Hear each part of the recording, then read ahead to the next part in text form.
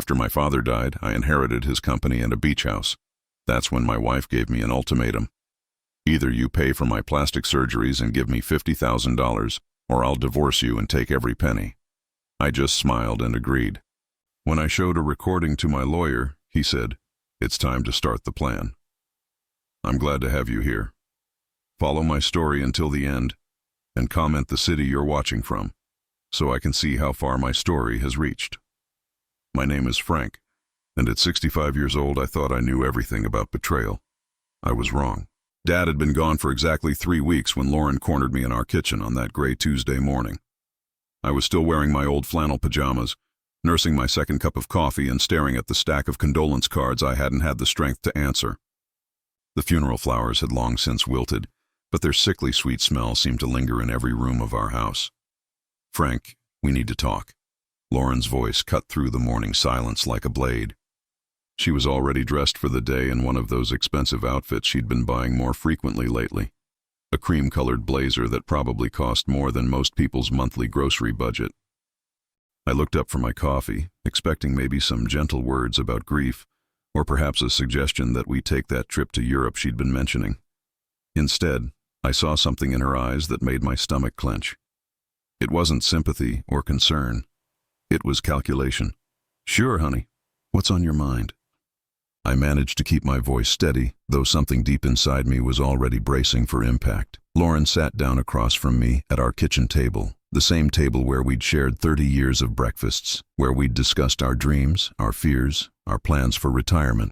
She folded her hands in front of her like she was chairing a business meeting. "Now that your father's estate is settled, I think it's time we discussed some improvements I need to make." She paused, studying my face. "I've been putting off some procedures, some investments in myself because money was tight. But now," my throat felt dry. "What kind of procedures?" "A full facial reconstruction, breast augmentation, maybe a tummy tuck. Dr. Morrison says I'm an excellent candidate, and at 58, this is really my last chance to look the way I deserve to look." Her voice was matter-of-fact, as if she were discussing grocery shopping. I set down my coffee cup, my hand suddenly unsteady. "Lauren, that's major surgery. Are you sure?" "I'm not asking for your permission, Frank." Her tone sharpened. "I'm telling you what's going to happen. The procedures will cost around $30,000, and I'll need another $50,000 for some other investments." "Other investments?" The words came out as barely a whisper. "Personal things, a new wardrobe, maybe a small condo in the city for when I need space, things that will make me happy." She leaned back in her chair, arms crossed. "You inherited the business and that beach house in Malibu. It's only fair that I get something too." The beach house. Dad's sanctuary, where he'd taught me to fish, where we'd spent countless weekends talking about life and business and everything that mattered. The place he'd specifically left to me in his will because he knew how much it meant to me. "Lauren, I haven't even decided what to do with the business yet, and the beach house. That's not really about money. It's about memories." Her laugh was cold, nothing like the warm sound I'd fallen in love with 3 decades ago. "Memories don't pay for surgery, Frank. And frankly, I've sacrificed enough years of my life supporting your father's endless medical bills and your little mother-hen routine with him." Something twisted in my chest. Dad had been sick for 2 years before he passed. 2 years of hospital visits, specialist appointments, sleepless nights when his pain was too much for the medications to touch. I'd thought Lauren understood. I'd thought she cared. "He was my father," I said quietly, "and I was patient. Very patient. But now he's gone, and it's time for me to live my life." She leaned forward, her eyes hard as stone. "So here's how this is going to work, Frank. You're going to give me the $80,000 I need, 50 for my personal investments, 30 for the surgeries. You're going to do it willingly and with a smile. And if I don't?" The smile that spread across her face made my blood run cold. "Then I file for divorce, and I take half of everything. The business, the beach house, the investment accounts, all of it. And trust me, Frank, my lawyer says I have an excellent case. 30 years of marriage, and I can easily prove that you neglected me emotionally, especially these last few years when you were so focused on your father." I felt like I'd been punched in the gut. This woman, who I'd held during her mother's funeral, who I'd supported through her career changes, who I'd loved through every wrinkle and gray hair, was threatening to destroy everything my father had worked his entire life to build. I need some time to think about this, I said, my voice barely audible. You have until Friday. 3 days, Frank. And don't even think about trying to hide assets or do anything clever. I know exactly what you inherited, and I have friends who'll make sure I get what's owed to me. She stood up, smoothing down her blazer. Oh, and Frank, don't look so devastated. This could be good for both of us. Good. I'll be happy, and you'll learn what real partnership looks like. With that, she walked out of the kitchen, leaving me alone with my cold coffee and the devastating realization that the woman I'd loved for 30 years had just revealed herself to be a complete stranger. I sat there for a long time, staring at the empty doorway, feeling something inside me break and then slowly begin to harden into something else entirely. Dad had always told me that you only really know someone when money or power is on the line. I'd thought Lauren was different. That afternoon, I did something I never thought I'd do. I pulled out my phone and opened the voice recording app. If Lauren wanted to play games with my father's legacy, she was about to learn that some games have consequences she never saw coming. Norman Caldwell had been my friend for 42 years and my lawyer for the last 20. We'd met in college, both awkward accounting majors who bonded over terrible cafeteria coffee and late-night study sessions. He was the kind of man who wore the same style of gray suit every day and kept his desk so organized it looked like a museum display, but his mind was sharp as a razor when it came to legal strategy.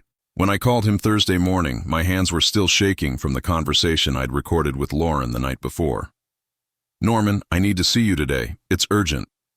Frank, are you all right? You sound terrible. His voice carried that gentle concern that had gotten me through Dad's funeral and a dozen other crises over the years. I'm not sure yet. Can you meet me at your office in an hour? Of course. I'll clear my afternoon. Norman's law office occupied the 3rd floor of a modest building downtown. Nothing fancy but solid and reliable, just like the man himself. When I walked in, he took one look at my face and immediately guided me into his private office, closing the door behind us. Sit down, Frank. Tell me what's happened. I pulled out my phone and played the recording. Lauren's voice filled the small office, cold and calculating as she laid out her ultimatum. Norman's expression grew darker with each passing sentence. When the recording ended, he leaned back in his leather chair and rubbed his temples. Jesus, Frank, how long has she been like this? I don't know. The honesty of that answer hit me like a physical blow. Maybe always, and I was just too blind to see it. Or maybe losing Dad triggered something in her. Either way, she's not the woman I married. Norman was quiet for a long moment, his fingers drumming against his desk in that rhythmic pattern he'd had since college. Whenever he was thinking hard about something. Frank, there's something I need to tell you. Something I probably should have mentioned sooner, but your father made me promise to keep it confidential, unless it became absolutely necessary. My chest tightened. What are you talking about? About 6 months before your father passed, he came to see me. Not about his will, that was already ironclad. He wanted to discuss Lauren. Norman opened a file drawer and pulled out a thick manila folder. He was worried about her behavior. Some things he'd noticed. What kind of things? Norman opened the folder and pulled out several pages of handwritten notes in Dad's careful script.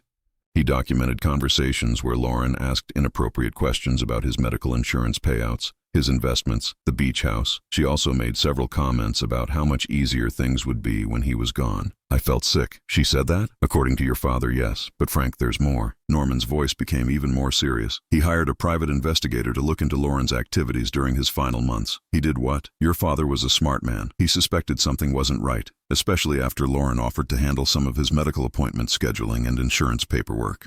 He wanted to make sure she wasn't interfering with his care. The room seemed to spin around me. Are you saying she was trying to hurt him? No, not hurt him. But the investigator found evidence that she was systematically pushing for more aggressive treatments, procedures that wouldn't necessarily help him, but would drain his medical insurance faster. She also encouraged him to sign several documents that would have given her power of attorney over his finances. I gripped the arms of my chair so hard my knuckles went white. Why didn't you tell me this before? Because your father made me promise to only reveal it if Lauren ever made a move against you directly.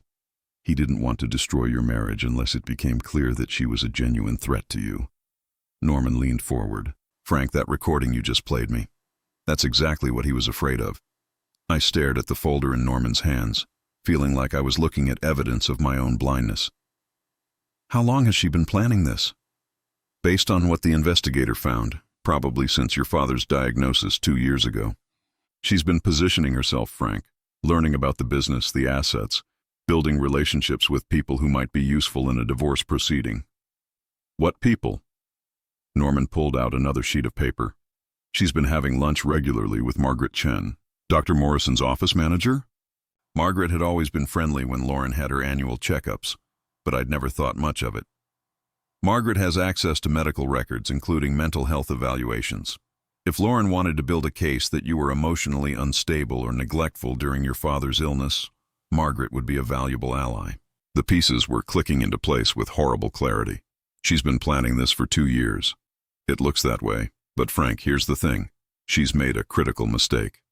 Norman's expression shifted, and I caught a glimpse of the sharp legal mind that had built his successful practice. She assumed your father was a naive old man who didn't understand what she was doing. She was wrong. He pulled out one final document from the folder. Your father also had me create what we call a protection trust for his major assets. The business and the beach house aren't technically part of your personal estate. They're held in trust, which means even in a divorce, Lauren can't touch them. I felt something like hope stirring in my chest for the first time in days. She doesn't know. She has no idea. As far as she knows, you inherited everything directly. But in reality, you're the beneficiary and manager of assets she can never claim. Norman smiled grimly. Your father was protecting you even from the grave. I sat back in my chair, overwhelmed by the mixture of grief and gratitude washing over me. Dad had seen what I'd been too loyal, too trusting to recognize. Norman, what do I do now? We let her reveal more of her hand. The recording you have is good, but it's just the beginning. If she's been planning this for 2 years, she's probably got more strategies we haven't seen yet. He closed the folder. Give her the rope, Frank. Let her hang herself. I don't understand. Tell her you need more time to liquidate some assets to get her the money. Act reluctant, but ultimately cooperative. Meanwhile, we document everything she does, everyone she talks to, every move she makes. Norman's eyes glinted with the satisfaction of a man who'd found the perfect chess move. By the time we're done, she'll have provided us with enough evidence to not only protect your assets, but potentially pursue charges for attempted fraud. I walked out of Norman's office that afternoon feeling like I'd been given a second chance at life. Lauren thought she was playing chess with a grieving widower who couldn't see past his own sorrow. She had no idea she was about to face a man who'd learned the most important lesson his father ever taught him. Sometimes the only way to protect what you love is to fight for it. I went home that Thursday evening with Norman's words echoing in my mind. Give her the rope, Frank. Let her hang herself. But as I pulled into our driveway, I wondered if I had the stomach for the kind of deception this would require. 30 years of marriage had trained me to be honest with Lauren, even when it hurt. That training was about to become my greatest asset. Lauren was in the living room when I walked in, perched on the edge of our cream-colored sofa with her laptop open and papers scattered around her. She looked up when she heard my key in the door, and I caught something in her expression, anticipation mixed with barely concealed excitement. Frank, honey, how was your day? Her voice carried that artificially sweet tone she used when she wanted something. Difficult, I said, which was completely true. I've been thinking about what you said yesterday. Her posture straightened slightly, and I sat down in my favorite armchair, the one Dad had given us as a wedding present. The irony wasn't lost on me. I want to give you what you need, Lauren. I really do. But $80,000. That's not exactly pocket change. I know it's a lot, but Frank, we can afford it now. She closed her laptop and leaned forward. Your father left you very well provided for.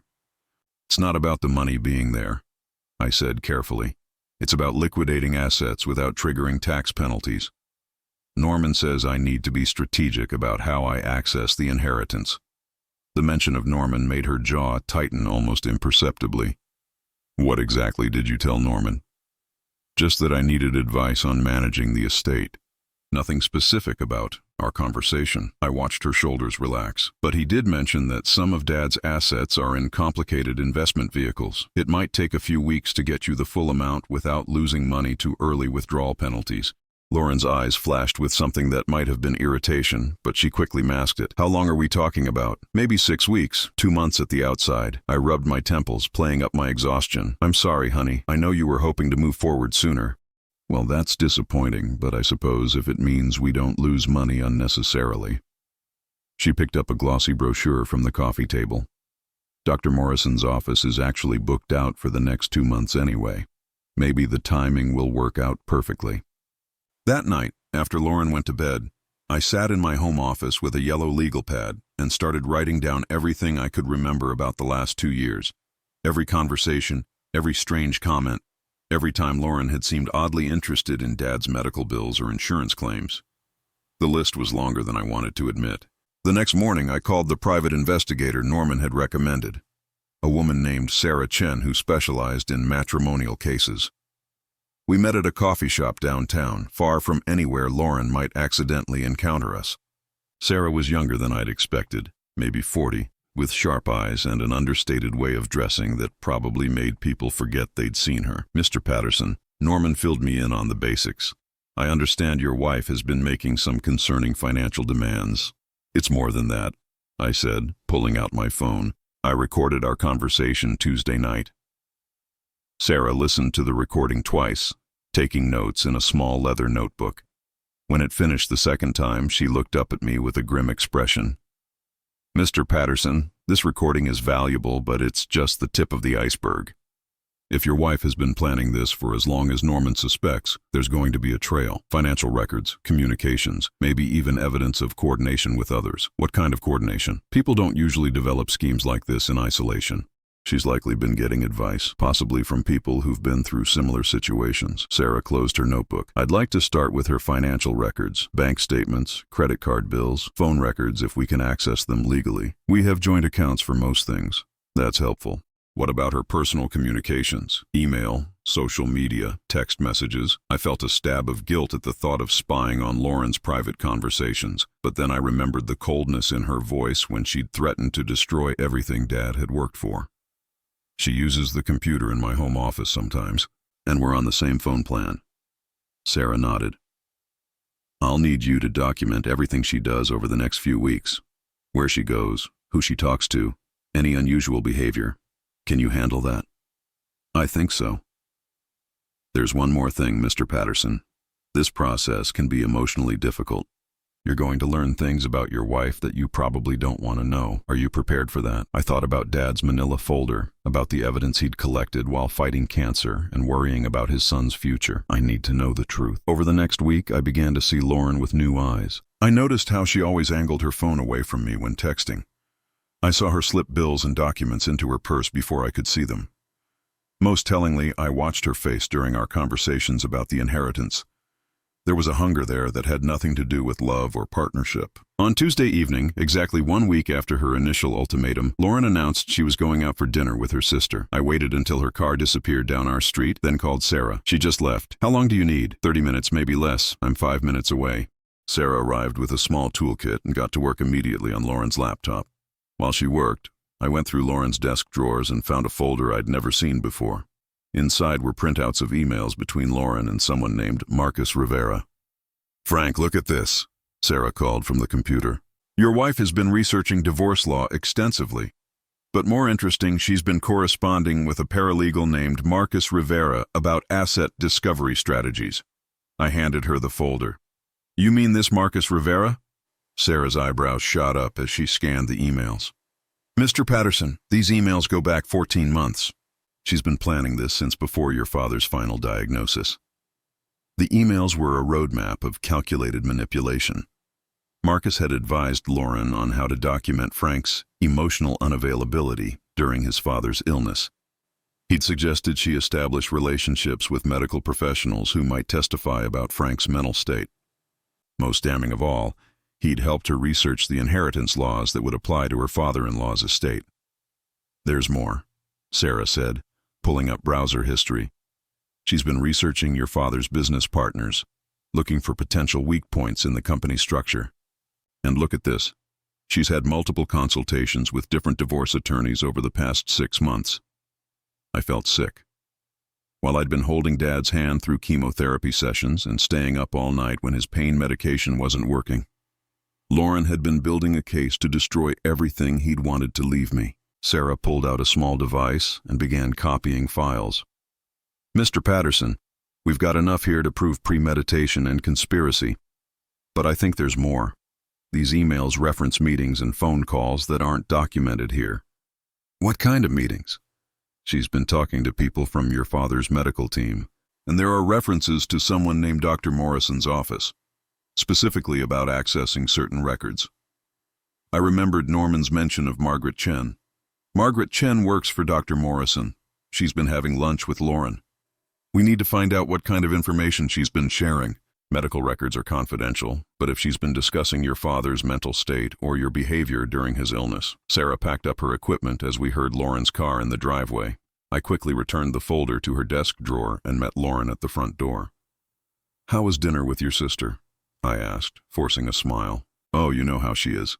She talks too much." Lauren kissed my cheek, but her eyes were studying my face. "You look tired, honey. Maybe you should get some rest." That night, lying in bed next to the woman who'd been systematically planning my destruction, I stared at the ceiling and thought about Dad. He'd known. Somehow, even while fighting for his life, he'd seen what I'd been blind to, but now I could see too, and Lauren was about to discover that underestimating a grieving son had been the biggest mistake of her carefully calculated plan. Sarah's phone call came at 7:30 the next morning, just as Lauren was leaving for what she claimed was a doctor's appointment. "Frank, we need to meet today. I found something that changes everything." An hour later, I sat across from Sarah in her small office, watching her face as she laid out a series of documents that made my blood run cold. "Your wife isn't just planning to take half your assets, Frank. She's been systematically stealing from you for the past 18 months. Sarah opened a file folder and pulled out bank statements I'd never seen before. She opened a separate account using your social security number and a slightly altered version of your name. Frank A. Patterson instead of Frank Anthony Patterson. Technically not identity theft since you're married, but definitely fraudulent." I stared at the statements. Deposits totaling over $47,000, money that had been quietly siphoned from our joint accounts in small amounts that I'd never noticed. "How did you find this?" "Credit monitoring. When I ran a comprehensive check on both your financial profiles, this account popped up. She's been very careful, Frank, never taking more than a few $100s at a time, spacing the withdrawals strategically." Sarah pointed to specific entries. "Look at the timing. Every withdrawal corresponds to a period when you were particularly focused on your father's care." My hands shook as I flipped through the pages. December 15th, the day Dad started his final round of chemotherapy. January 22nd, the morning he was rushed to the emergency room. March 3rd, the day before he died. She was stealing from me while I was watching my father die. It gets worse. Sarah pulled out another set of documents. She's also taken out a credit card in your name. The bills were being sent to a post office box she rented 6 months ago. The credit card statements showed charges that painted a picture of Lauren's real life, a life I knew nothing about. Expensive dinners at restaurants I'd never been to.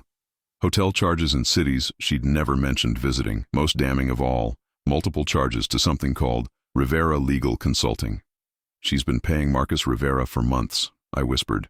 $2,500 so far. "And Frank, there's more. I traced some of these hotel charges. She's been meeting regularly with someone in San Francisco, someone named David Morrison." "Morrison? Like Dr. Morrison?" "His son. David Morrison is a real estate developer, divorced, wealthy, and according to his social media, he's been in a relationship with someone he refers to as L for the past 8 months. The room seemed to tilt around me. She's having an affair. A very calculated affair. David Morrison owns a development company that specializes in luxury condominiums. Specifically, luxury condominiums in areas where property values are expected to skyrocket over the next 5 years. Sarah spread out more documents, property listings, investment prospectuses, email printouts. "Lauren hasn't just been stealing money to fund an affair, Frank.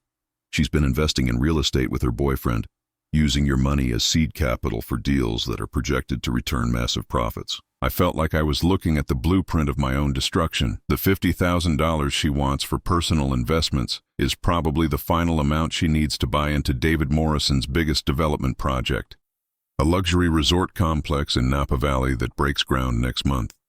Sarah's voice was grim. "If this project succeeds, your stolen money could be worth $500,000 in 3 years. And the divorce? Was always part of the plan. She gets half your legitimate assets, plus whatever profits she can hide from the illegal investments. David Morrison gets a business partner with significant capital, and together they build an empire funded by your father's legacy." I sat in stunned silence, trying to process the scope of Lauren's betrayal. This wasn't just greed or midlife crisis. This was a carefully orchestrated theft that had been planned and executed while I grieved for my dying father. Sarah, what can we do? Legally, we have enough evidence to charge her with multiple felonies: identity theft, fraud, possibly conspiracy. But Frank. Sarah leaned forward. I think there's a better way. What do you mean? Your wife thinks she's got you completely fooled. She believes you're a grieving widower who'll give her anything to avoid conflict. What if we use that against her? Sarah pulled out a small recording device. You said she's been pushing for the money more aggressively lately.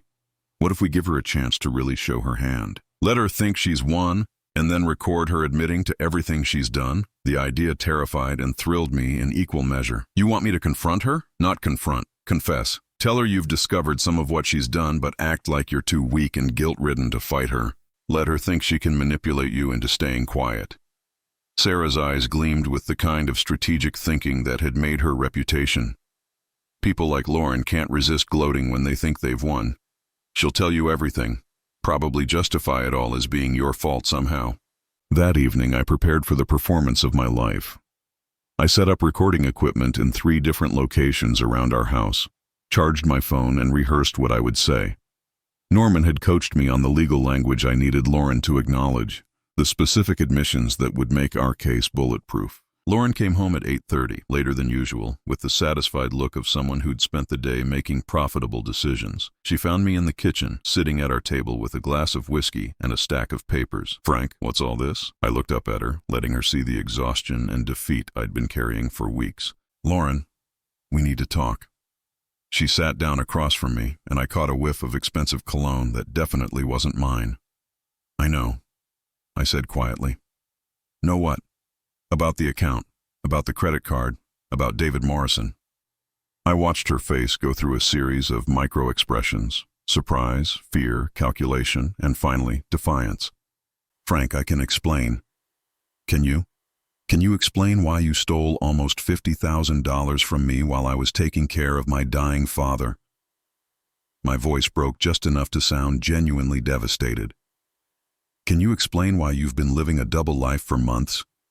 Lauren sat back in her chair, and I saw the exact moment when she decided to stop pretending. Her whole posture changed, became more confident, more predatory. You want to know the truth, Frank? Fine, here's the truth. She leaned forward, her voice taking on that cold tone I'd learned to recognize. You've been a pathetic excuse for a husband for years. All you cared about was your precious daddy and his precious business. When was the last time you took me somewhere nice? When was the last time you bought me something beautiful? When was the last time you made me feel like I mattered? I said nothing, just stared at her with what I hoped looked like broken acceptance. David makes me feel alive, Frank. He sees my potential, my intelligence.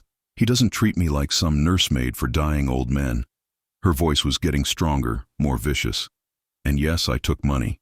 Money that should have been invested in our future instead of wasted on medical bills for a man who was going to die anyway. Lauren, don't you dare judge me. I've given you 30 years of my life, and what do I have to show for it? A house in the suburbs and a husband who cares more about his dead father than his living wife. She stood up, pacing now.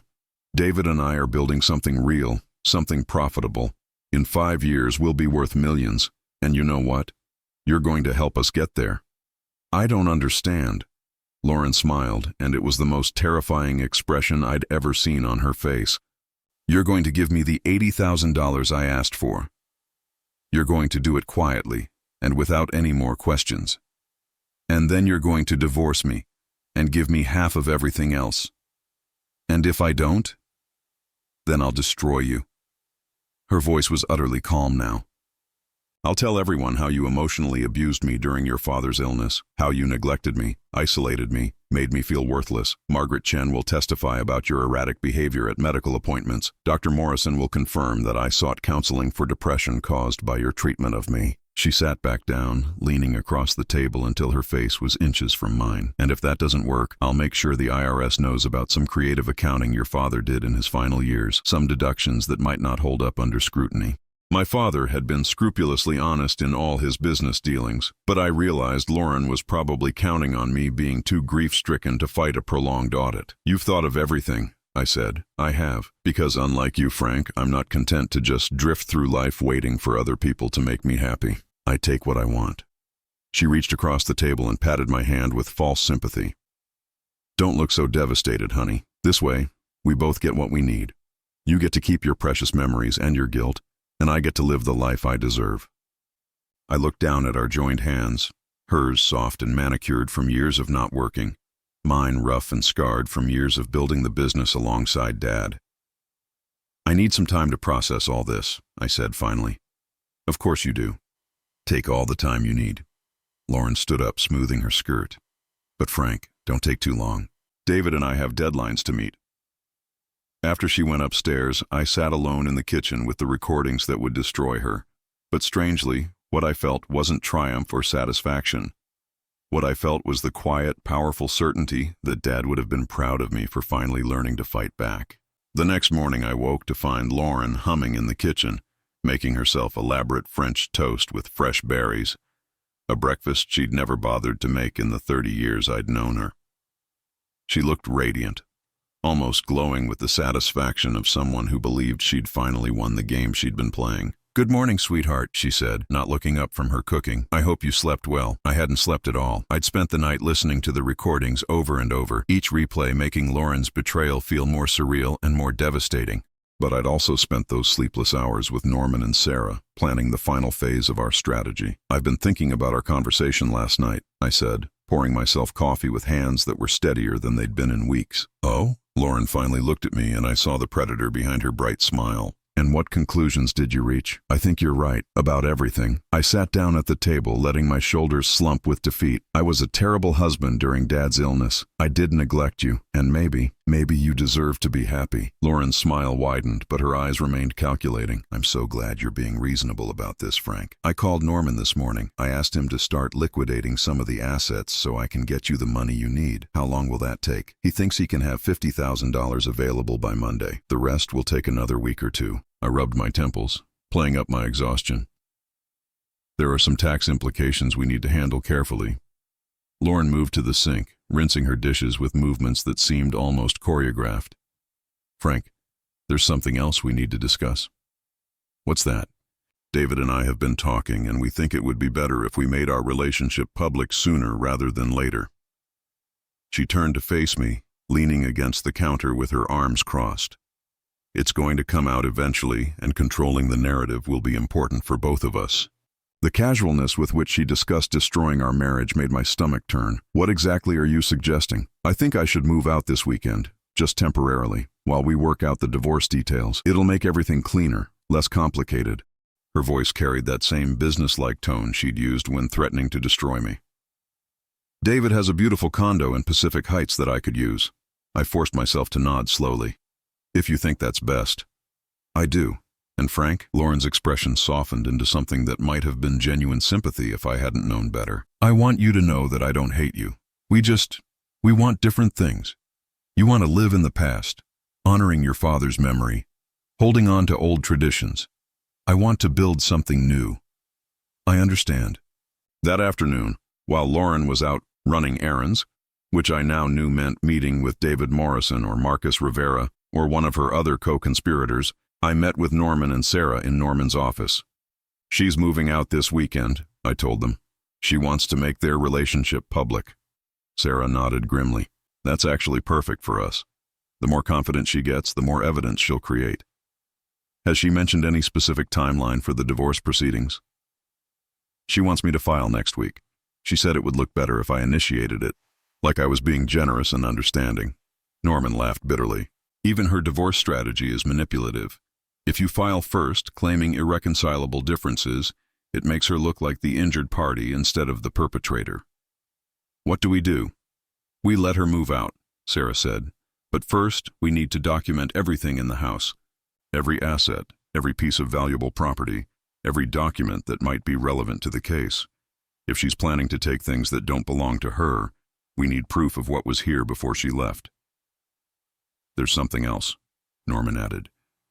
I want to confront Margaret Chen before Lauren has a chance to coach her story. If she's been sharing confidential medical information, that's a serious breach of ethics that could ruin her career. She might be willing to cooperate with us if she understands the legal jeopardy she's in. That evening, I helped Lauren pack her clothes with the kind of solicitude that would have been touching if it weren't all an act.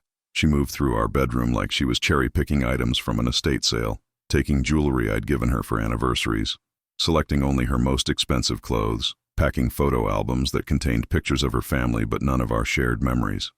"I'll probably need to come back for more things over the next few weeks," she said, closing her largest suitcase, "just until we can work out a more permanent arrangement for dividing our belongings." "Of course, this is your home too." Lauren paused in her packing and looked at me with what seemed like genuine surprise. "You're being much more reasonable about this than I expected." "What did you expect?" "I don't know. Anger, maybe. Accusations. Demands that I stay and work things out." She shrugged. Most men don't handle rejection very well. The irony was staggering. She thought she was rejecting me, when in reality, I was about to expose her for the criminal she'd revealed herself to be. But I just nodded sadly. "I love you, Lauren. I want you to be happy, even if that means you can't be happy with me." For just a moment, something flickered across her face that might have been guilt or regret. But it passed quickly, replaced by that familiar calculation. "You're a good man, Frank, just not the right man for me." Sunday morning, I watched from our front window as Lauren loaded her car with enough belongings for an extended stay. David Morrison pulled up just as she finished, driving a silver BMW that probably cost more than most people's annual salary. He was younger than I'd expected, maybe 50, with the kind of polished confidence that came from inherited wealth and natural charm. He helped Lauren with her bags, his hand lingering on her lower back in a gesture of casual intimacy that made my chest tighten. Then they both looked toward the house, and Lauren waved at me with the bright smile of someone who believed she'd successfully fooled the old fool inside. I waved back and watched them drive away together, probably heading toward the life Lauren had been planning while stealing from me and lying to my face for 18 months. Monday morning, I was in Norman's office when Margaret Chen arrived for the meeting we'd arranged. She was a small, nervous woman in her 50s who kept glancing toward the door like she was planning an escape route. "Mrs. Chen," Norman began, "we appreciate you taking the time to meet with us. We have some questions about your interactions with Lauren Patterson." "I don't understand what this is about," Margaret said, her voice barely above a whisper. Sarah placed a folder on the table between them. "Mrs. Chen, we have evidence that you've been sharing confidential medical information about Frank Patterson and his late father with Lauren Patterson. Information that she's used to build a fraudulent legal case." Margaret's face went pale. Lauren and I are friends. We've had lunch a few times. Lunch meetings where you discussed Frank's behavior during his father's medical treatments," Norman said. "Conversations where you agreed to provide testimony about his mental state and emotional stability. She said she was worried about him. She said he'd been acting erratically, that she was concerned for his well-being." Margaret's hands were shaking now. "I thought I was helping." Sarah opened the folder and pulled out printed emails. "These are communications between Lauren Patterson and Marcus Rivera, discussing specific medical information that only you would have access to.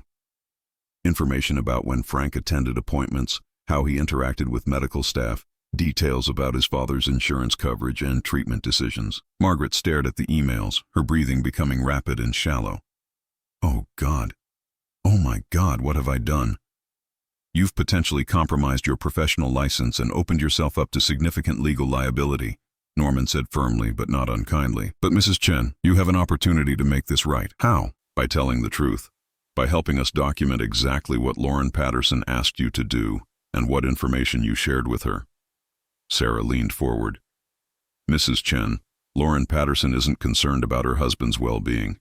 She's been systematically stealing from him and planning to destroy his life.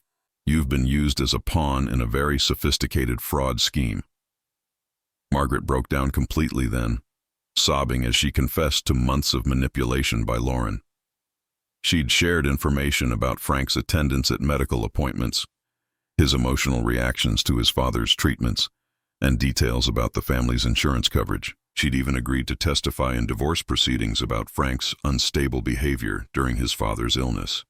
She made it sound like she was protecting him, Margaret whispered through her tears. She said he was having a breakdown, and that she needed documentation to get him help. By the time Margaret left Norman's office, we had her signed statement detailing every conversation she'd had with Lauren, every piece of information she'd inappropriately shared, and her agreement to testify truthfully about Lauren's manipulation. "That's the last piece," Norman said after Margaret left. "We now have documentation of theft, fraud, conspiracy, breach of confidentiality, and perjury. Lauren Patterson isn't just going to lose this divorce case, Frank. She's going to face serious criminal charges." I should have felt triumphant. Instead, I felt exhausted and sad and strangely empty. In the space of 2 weeks, I'd discovered that my wife of 30 years was a stranger, a criminal, and a woman capable of cruelties I couldn't have imagined. But as I drove home to the empty house where Lauren and I had once been happy, I also felt something else. The quiet satisfaction of knowing that Dad's legacy was safe and that his faith in me had been justified. The game was almost over, and for the first time since Dad died, I was ready to win. The call came on Thursday morning, exactly 3 weeks after Lauren had first delivered her ultimatum. I was sitting in Dad's beach house, watching the sunrise over the Pacific and trying to remember what peace felt like, when my phone rang. "Frank, it's Norman. She's filed for divorce." I'd been expecting this call, but hearing it still sent a chill through me. "What are the terms?" "Everything we anticipated. She's claiming emotional abandonment, seeking half of all marital assets, and requesting immediate temporary support of $5,000 per month." Norman's voice carried a note of grim satisfaction. "She's also submitted a psychological evaluation requesting that you undergo mental health counseling before any major financial decisions are made." "The evaluation from Dr. Morrison?"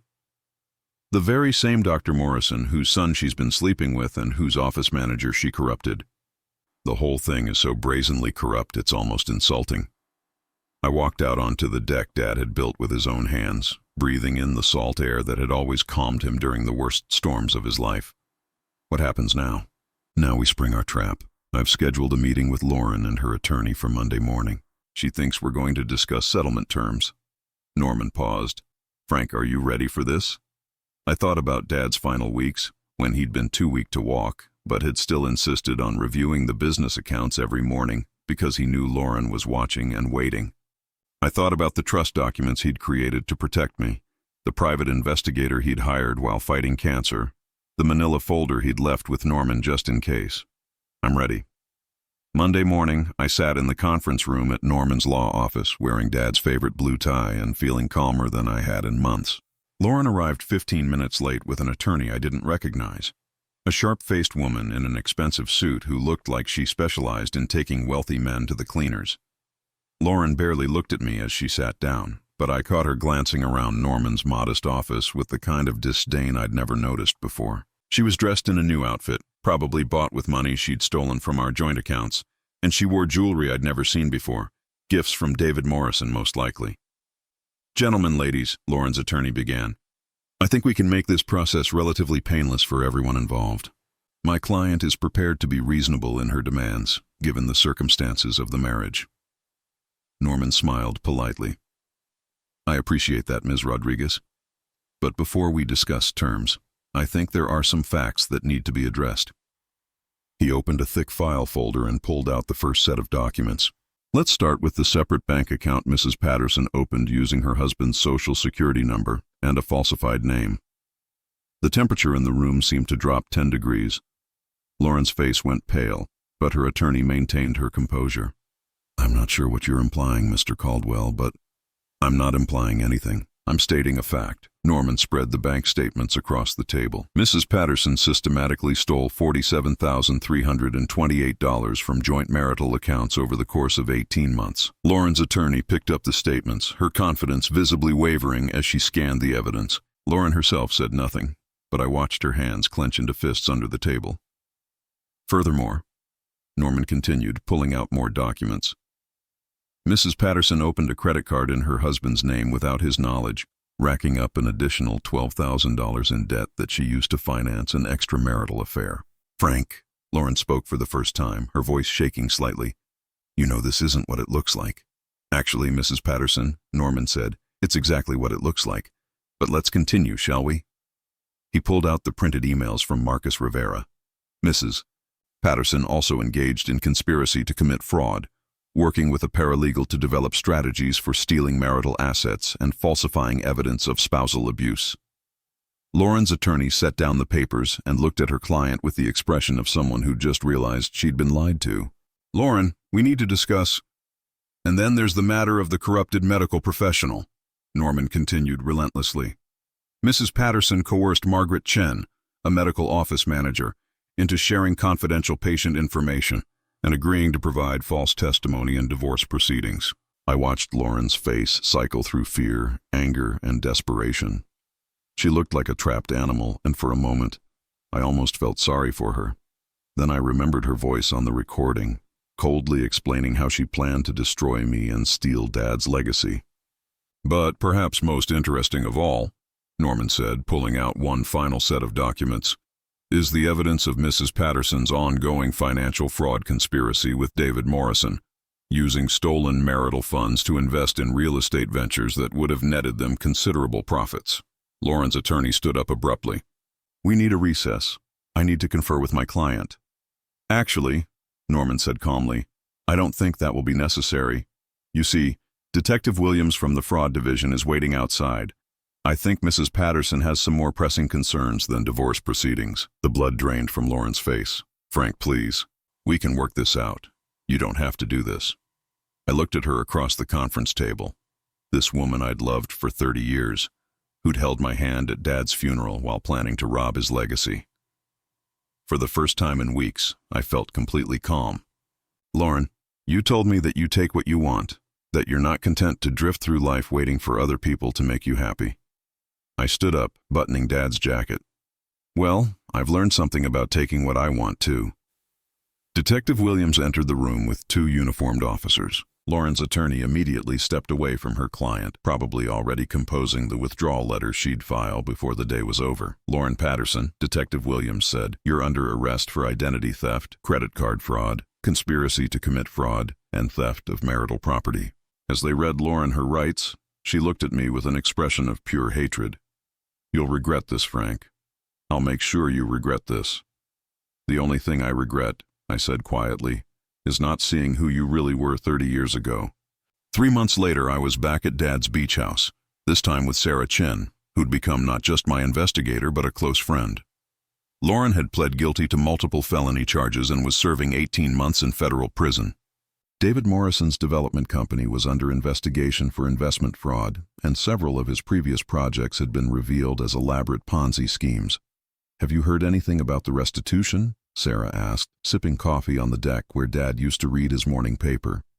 "Norman says I should recover most of the stolen money, plus damages. The court ordered Lauren to sell all the real estate investments she made with David Morrison." I smiled grimly. "Turns out their luxury resort project was a complete fabrication. The land they bought doesn't even have water access. So she lost everything. Everything except her prison uniform and whatever dignity she has left." I looked out at the ocean, feeling the kind of peace I hadn't experienced since before Dad got sick. "She called me last week." "What did she say?" "That she was sorry. That she'd been confused and desperate. That David Morrison had manipulated her into doing things she never would have done on her own." I shook my head. Even from prison, she's still lying. Sarah was quiet for a moment. "Do you miss her? Miss what you thought you had?" I considered the question seriously. "I miss the woman I thought I married. But that woman never really existed. The real Lauren is the one who stole from me while I watched my father die. The real Lauren is the one who planned to destroy everything Dad worked for." "What will you do now?" I'd been thinking about that question for months. The business was thriving under new management, with systems Dad and I had built proving stronger than either of us had imagined. The beach house had become my sanctuary, a place where I could remember Dad without the contamination of Lauren's presence. "I'm thinking about traveling. Dad always wanted to see Ireland, where his grandparents came from. Maybe I'll go for both of us." I smiled at Sarah. "And I'm thinking about dating again, when I'm ready." "Good for you." That evening, I sat alone on the deck with a glass of Dad's favorite whiskey, watching the sun set over the Pacific. My phone had been quiet all day. No more threatening calls from Lauren's associates. No more legal emergencies. No more crises manufactured by someone who'd never really loved me. I pulled out the letter Dad had written to Norman, the one that had started this whole journey toward the truth.